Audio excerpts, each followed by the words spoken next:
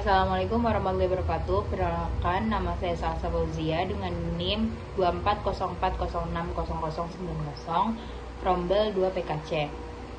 Sini saya akan menjelaskan tentang reaksi redoks dan aplikasinya dalam menetralisir logam berat. Reaksi redoks atau reduksi oksidasi adalah proses transfer elektron antara zat kimia di mana suatu zat mengalami oksidasi atau kehilangan elektron dan zat lain mengalami reduksi atau menerima elektron. Dalam konteks limbah logam berat seperti Cr6+ dan Hg2+, reaksi redoks digunakan untuk mengubah ion logam beracun menjadi bentuk yang lebih stabil dan kurang berbahaya. Misalnya Cr6+ atau kromium heksavalen yang bersifat karsiogenik dan larut tinggi dalam air dapat direduksi menjadi Cr3+ atau kromium trivalen yang memiliki kelarutan lebih rendah dan toksisitas lebih kecil. Proses ini memanfaatkan zat pereduksi atau reduktor seperti Fe2+ atau logam besi yang mendonorkan elektron untuk mengubah Cr6+ menjadi Cr3+.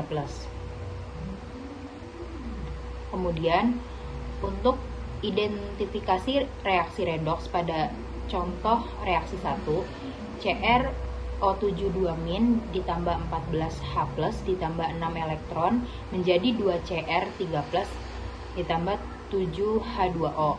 Reaksi kedua, Fe2+ menjadi Fe3+ ditambah 1 elektron.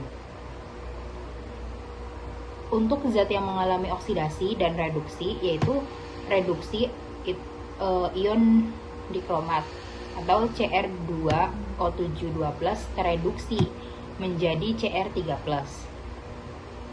Itu artinya berkurang elektronnya. Untuk oksidasi, yaitu ion Fe2+ teroksidasi menjadi Fe3+. Kemudian oksidator dan reduktor. Oksidator Cr2O7-2- bertindak sebagai oksidator karena menerima elektron atau mengalami reduksi dan menyebabkan oksidasi pada Fe2+.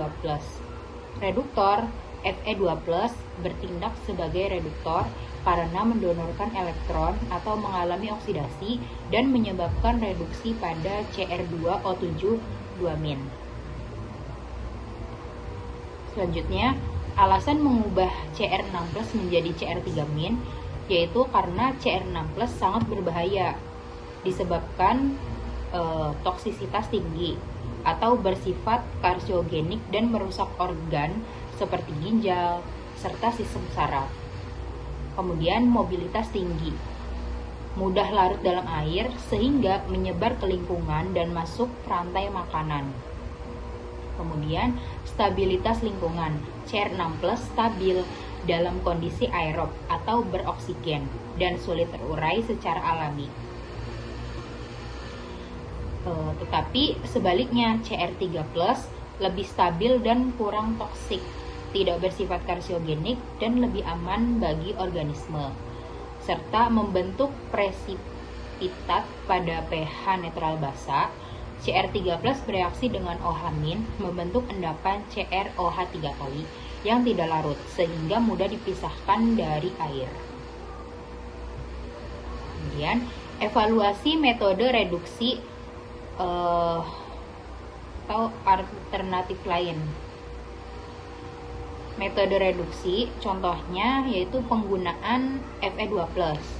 Kelebihannya yaitu mereduksi toksisitas langsung Cr6+ menjadi Cr3+. Biaya relatifnya rendah jika menggunakan bahan lokal, misalnya limbah besi. Namun ada kekurangannya juga, yaitu memerlukan kontrol ketat terhadap pH dan kondisi reaksi, menghasilkan lumpur logam atau CrOH 3 kali yang perlu penanganan khusus. Alternatif atau filtrasi dan presipitasi. Untuk filtrasi, kelebihannya efektif untuk partikel pada terlarut. Namun, terdapat kekurangan juga, yaitu tidak bekerja untuk ion logam terlarut seperti Cr6+. Untuk presipitasi kimia tanpa reduksi, Kelebihannya itu efektif untuk logam yang dapat diendapkan, misalnya Pb2+ dengan sulfida.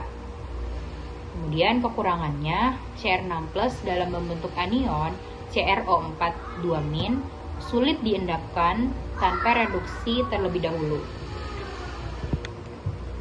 Jadi kesimpulannya yaitu metode reduksi lebih tepat untuk Cr6+ karena mengatasi akar masalah atau toksisitas dan kelarutan.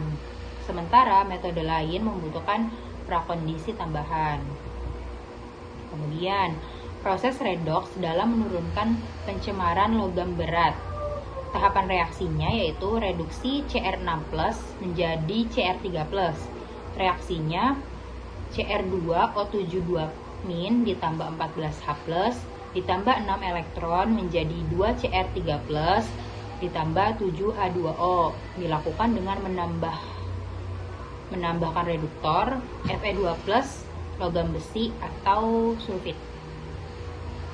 Kemudian presipitasi Cr3+ NaOH ditambahkan untuk menaikkan pH membentuk endapan CrOH 3 kali. Cr3+ ditambah 3OH- menjadi CrOH 3 kali. Kemudian pemisahan fisik. Endapan CrOH 3 disaring atau diendapkan dalam bak sedimentasi. Tetapi ada dampaknya, yaitu mengurangi konsentrasi Cr6+ di sungai hingga di bawah ambang batas aman, atau mencegah bioakumulasi dalam tubuh manusia dan ekosistem. Kemudian yang terakhir, validasi konsep dan rujukan. Koreksi penjelasan yaitu konsep oksidator atau reduktor sesuai definisi oksidator tereduksi, reduktor teroksidasi. Konfirmasi bahwa CrOH 3 kali benar-benar presipitat melalui data kelarutan KSP, yaitu kurang lebih 6,3 dikali 10⁻⁻31. Kemudian sumber referensinya yaitu buku Environmental Chemistry oleh Stanley Manahan, Jurnal Water Research tentang remediasi logam berat, panduan WHO atau Indonesia tentang baku mutu air limbah Cr6+ itu lebih tinggi dari 0,05 mg per liter. Kesimpulan dari semuanya yaitu metode redoks efektif mengatasi pencemaran Cr6+ dengan mengubahnya menjadi Cr3+.